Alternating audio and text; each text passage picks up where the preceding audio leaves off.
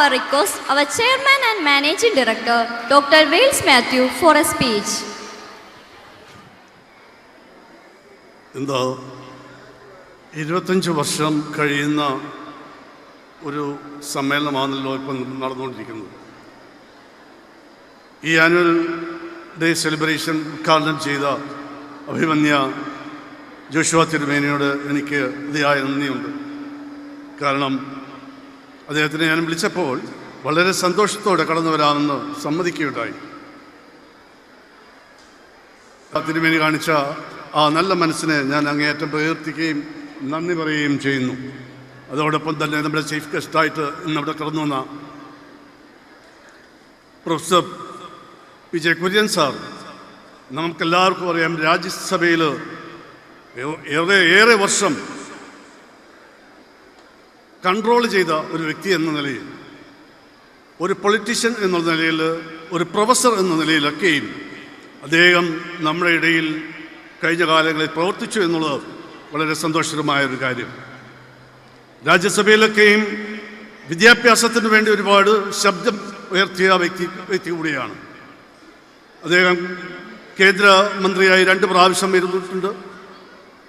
കേന്ദ്രമന്ത്രിയായിരുന്ന സമയത്ത് എൻ്റെ ഭവനം സന്ദർശിച്ചിട്ടുണ്ട്. അങ്ങനെ ഒരു ബന്ധമുണ്ട്.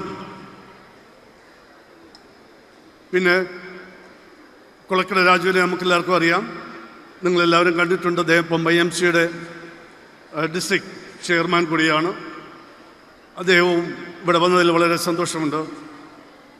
നമ്മളേറെ സ്നേഹിക്കുകയും ബഹുമാനിക്കുകയും ചെയ്തിരുന്ന ONV സാറിൻ്റെ കൊച്ചുമകൾ അപർണ ഡെന്നിസ് സാറിൻ്റെ കൂടെ മാറിവാനിയസ് കോളേജിൽ ഒന്നിച്ച് ഒരേ ക്ലാസ്സിൽ പഠിച്ചവരാണ്.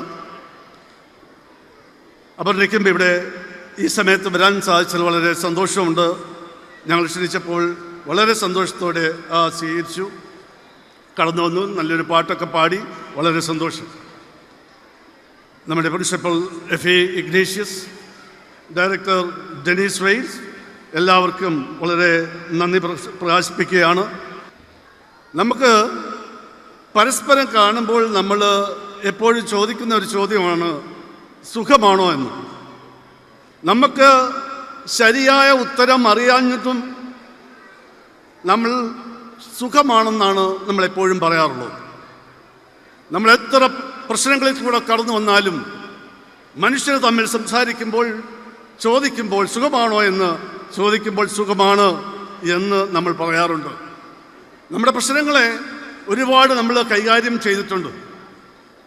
എപ്പോഴും നമുക്ക് ഈ അറിയാവുന്ന ഉത്തരം അസമയത്ത് പോലും നമ്മൾ പറയാറുണ്ട് സുഖമാണെന്ന്.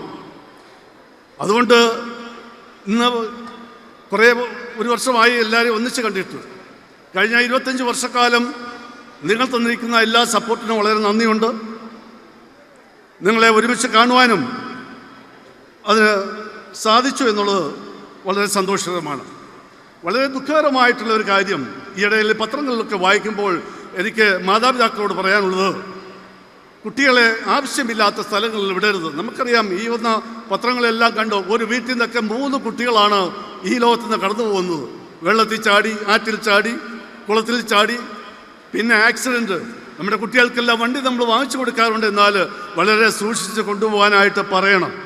നമ്മുടെ കുട്ടികളെ നമുക്ക് വിദ്യാഭ്യാസം മാത്രം കൊടുത്താൽ പോരാ, പിന്നെയോ നമുക്ക് കൊടുക്കാനുള്ളത് മനുഷ്യമൂല്യമുള്ള ജീവിതം കൊടുക്കുവാൻ നമുക്ക് അറിഞ്ഞിരിക്കണം. അതായിരിക്കണം നമ്മൾ വിദ്യാഭ്യാസത്തിൽ കൂടെ പഠിപ്പിച്ചു കൊടുക്കേണ്ടത്. വിദ്യാഭ്യാസം മാത്രം നൽകിയതുകൊണ്ട് ഒരു കാര്യവും ഈ ലോകത്ത് ജീവിക്കാനായിട്ട് നമുക്ക് സാധ്യമല്ല. ഞാൻ കഴിഞ്ഞ പ്രാവശ്യം കുഞ്ഞുങ്ങളടുത്ത് പറഞ്ഞു, പഠിക്കണം, നല്ല സമ്പത്തുണ്ടാകണം, നല്ല സമ്പന്നരായി ജീവിക്കണം. എങ്കിൽ മാത്രമേ ഈ ലോകത്ത് നമ്മൾ ജീവിച്ചിരുന്നത് കൊണ്ട് പ്രയോജനമുള്ളൂ. ഇന്ന് ലോകത്ത് 89% ആൾക്കാരും ഒന്നിൽ ദാരിദ്ര്യ അല്ലെങ്കിൽ മിഡിൽ ക്ലാസ്സിൽ ഉള്ളവരാണ്. ഏകദേശം 11% സമ്പന്നർ മാത്രമാണ് ഇന്ന് ഈ ലോകത്തെ കൺട്രോൾ ചെയ്യുന്നത്. ഈ 11% മാത്രം കുറഞ്ഞതിൻ്റെ കാര്യം, നമുക്ക് പ്രോബ്ലംസിനെ ഫേസ് ചെയ്യാൻ നമുക്ക് സാധിക്കുന്നില്ല. We are not ready to face problems. അതുകൊണ്ടാണ് നമ്മൾ ഈ 11% നമ്മൾ കടന്നു വരാത്തത്. നമ്മൾ അധ്വാനിക്കുക, പഠിക്കുക, സ്കില്ല് ഉണ്ടാവണം. പഠിച്ചതുകൊണ്ടല്ല കാര്യം, ഓരോ സ്കില്ല് നമുക്കുണ്ടാവണം. സ്കില്ലുണ്ടായാൽ മാത്രമേ അതാത് നിങ്ങൾ നിൽക്കുന്ന ഗോളത്തിൽ ശോഭിക്കാനായിട്ട് സാധ്യമാകുകയുള്ളൂ. നമുക്ക് കൊടുക്കാനുള്ളത് നല്ല വിദ്യാഭ്യാസം. ഈ കാലഘട്ടത്തിൽ വിദ്യാഭ്യാസമില്ലാതെ നമുക്കൊന്നും ചെയ്യാൻ സാധ്യമല്ല. അതോടൊപ്പം തന്നെ ജീവിത മൂല്യങ്ങൾ പഠിക്കണം, ശാസ്ത്രബോധം വേണം, പ്രകൃതി സ്നേഹം വേണം. ഇതെല്ലാം ഉണ്ടെങ്കിൽ മാത്രമേ നമ്മുടെ വിദ്യാഭ്യാസത്തിന് ഗുണകരമായിട്ടുള്ള ഒരു കാര്യം ചെയ്ത് മുമ്പോട്ട് പോകാൻ സാധ്യമാകുകയുള്ളൂ. സ്കില്ലുണ്ടാവണം, അതെല്ലാ കുട്ടികളും പഠിക്കേണ്ടത് അത്യാവശ്യമാണ്. നിങ്ങൾക്ക് പാഷനായിട്ടുള്ള എന്താണോ അതിൽ നിങ്ങൾ സ്കിൽ നേടിയിട്ടുകൊണ്ട് അവിടെ നിന്ന് ശോഭിക്കാനായിട്ട് നിങ്ങൾ ശ്രമിക്കണം. എങ്കിൽ മാത്രമേ നമുക്ക് ഉന്നതരായി കടന്നു വരാനായിട്ട് സാധ്യമുള്ളൂ. സമൂഹത്തിൽ നമ്മുടെ പേര് ഉയർന്നു കാണണമെങ്കിൽ നമ്മൾ എത്തിയിരിക്കുന്ന സ്ഥാനത്ത് അവിടെ നിന്നുകൊണ്ട് നമ്മുടെ പ്രഗത്ഭമായ പ്രകടനങ്ങൾ കൈകാര്യം ചെയ്യുമ്പോഴാണ് നമ്മളെ ലോകത്ത് ആളുകൾ അറിയുന്നത്. നമുക്കറിയാം, രാജ്യസഭയിലൊക്കെയും കുര്യൻസാറൊക്കെ എന്ത് പ്രസംഗങ്ങൾ നടത്തിയിട്ടുണ്ട്. നമ്മൾ എന്തുകൊണ്ടാണ് അറിയപ്പെടുന്നത്? നമ്മുടെ സമൂഹം അംഗീകരിക്കണമെങ്കിൽ നമ്മുടെ സ്കില്ല് വളരെ വിദഗ്ധമായി നമ്മൾ കൈകാര്യം ചെയ്താൽ മാത്രമേ നമ്മുടെ ഇവിടെ ഓരോ കുട്ടികളൊക്കെ എത്രയോ പേര് പഠിച്ച് പാസ്സായി പോയിട്ടുണ്ട്. സയൻറ്റിസ്റ്റുകളായിട്ടുണ്ട്, IAS പാസ്സായ കുട്ടികളുണ്ട്, IFSൽ ജോലിയുള്ള കുട്ടികളുണ്ട്. അങ്ങനെ പല മേഖലകളിലും നല്ല ഡോക്ടേഴ്സുണ്ട്, എഞ്ചിനീയേഴ്സുണ്ട്, ഒരുപാട് കുട്ടികളായിട്ടുണ്ട്. ഇതെല്ലാം കാണുന്നതും കേൾക്കുന്നതുമാണ് എനിക്ക് ഏറ്റവും സന്തോഷകരമായിട്ടുള്ളൊരു കാര്യം. അതുപോലെ തന്നെ മാതാപിതാക്കളെയും ഞാൻ അനുമോദിക്കുന്നു. അതിനോടൊപ്പം തന്നെ നമ്മൾ കൊടുക്കുന്ന വിദ്യാഭ്യാസം അതിൻ്റെ മൂല്യമുണ്ടാവണം. ജീവിതത്തിൽ അവരുടെ അത് പ്രകടിപ്പിച്ച് കാണിക്കണം. കുട്ടികളോട് എനിക്ക് പറയാനുള്ളത്, എപ്പോഴും പറയേണ്ടത് I am the best, I can do it alone, the God is always with me. പറയണം, ചുമ്മാതെങ്കിലും അങ്ങ് പറഞ്ഞു പോകണം. ടുഡേ ഈസ് മൈ ഡേ എന്ന് ധൈര്യമായിട്ട് മുമ്പോട്ട് നമുക്ക് പറഞ്ഞു പോകാമെങ്കിൽ നമുക്ക് ഈ ലോകത്ത് സമ്പന്നരായി ജീവിക്കാനായിട്ട് സാധിക്കും. സമ്പത്തുണ്ടാവണമെങ്കിൽ നമ്മുടെ സ്കില്ലിൽ നമ്മൾ പ്രകടനം കാണിച്ചേ മതിയാവുകയുള്ളൂ.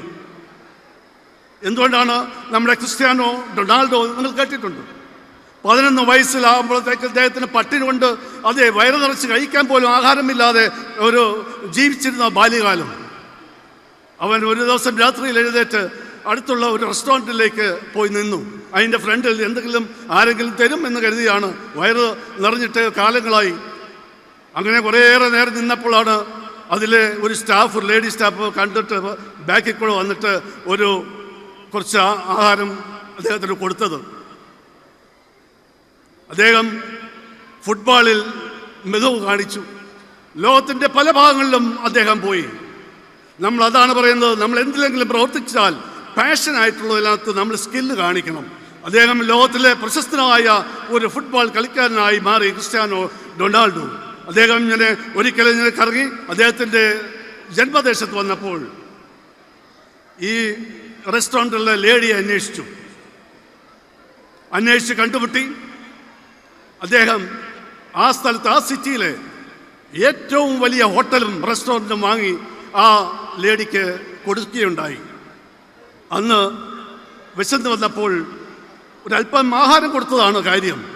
ഇന്ന് ലോകപ്രശസ്തനായപ്പോൾ തിരികെ വന്ന് ആ സ്ത്രീക്ക് വലിയ ഹോട്ടൽ സമ്മാനിച്ചതായിട്ട് ഞാൻ വായിച്ചിട്ടുള്ളൂ. അതോടൊപ്പം തന്നെ അദ്ദേഹം കുറച്ചുകൂടെ യാത്ര ചെയ്തപ്പോൾ ആ ദേശത്തിൻ്റെ എയർപോർട്ടിൽ ഡൊണാൾഡോ ഇൻ്റർനാഷണൽ എയർപോർട്ട് എന്നും എഴുതിയിരിക്കുന്നു. ഇവിടെയാണ് സ്കില്ല് കാണിക്കണം എന്ന് ഞാൻ പറഞ്ഞതിൻ്റെ കാര്യം. ലോകത്തിൽ ആർക്ക് വേണമെങ്കിലും അത് സാധിക്കും. നമുക്ക് KR നാരായൺ നമ്മുടെ ഇന്ത്യയുടെ പ്രസിഡൻ്റായിരുന്നു. അദ്ദേഹത്തിന് ഫീസ് കൊടുക്കാൻ നിവൃത്തിയില്ലാഞ്ഞിട്ട് സ്കൂളിൻ്റെ വരാന്തയിൽ നിന്നും നോട്ടുകൾ കുട്ടികളുമായിട്ട് പങ്കിട്ട് എഴുതി പഠിച്ച് സ്കൂൾ വിദ്യാഭ്യാസം കഴിഞ്ഞു, കോളേജും കഴിഞ്ഞു. അതിനുശേഷം ലണ്ടനിൽ പോയി അവിടെയും പാസ്സായി. തിരിച്ചു വന്നു, ഇന്ത്യയിൽ വന്ന് IFSും പാസ്സായി. അദ്ദേഹം MP ആയി, മിനിസ്റ്ററായി. അവസാനം ഇന്ത്യയുടെ ഡൽഹി പ്രദേശത്ത് രാഷ്ട്രഭവനിൽ ഏകദേശം 300 റൂമുകൾക്കപ്പുറമുള്ള ആ കെട്ടിടത്തിൻ്റെ അധിപനായി മാറുന്ന ഒരു രംഗം നമ്മൾ കണ്ടിട്ടുണ്ട്. അതുകൊണ്ട് ആർക്കും എന്തും നമ്മൾ സ്കില്ലോടുകൂടി നമുക്ക് എന്തിനെ ഫോക്കസ് ചെയ്യുന്നോ അതിൽ നമ്മൾ വിജയിക്കുന്നുവെങ്കിൽ തീർച്ചയായിട്ടും നമ്മളെ ഈ ലോകം അറിയും എന്നുള്ളതിന് സംശയമില്ല. അതുകൊണ്ട് നമ്മളെല്ലാവരും പഠിക്കുക. ഇതൊരു മനോഹരമായ ഒരു രാജ്യമാണ് ഇന്ത്യ എന്ന് പറയുന്നത്. കേരളം എന്ത് സമ്പൽ സമൃദ്ധമായിട്ടുള്ള ഒരു നാടാണ്. ഈ നാട്ടിൽ ജീവിക്കാനായിട്ട് നമ്മൾ ശ്രമിക്കണം. ഇന്ന് യൗവനങ്ങളെല്ലാം എബ്രോഡിൽ പോവുകയാണ്. കാരണം എന്താ? നമ്മുടെ സൗകര്യങ്ങൾ മിതമായി നിൽക്കുകയാണ്.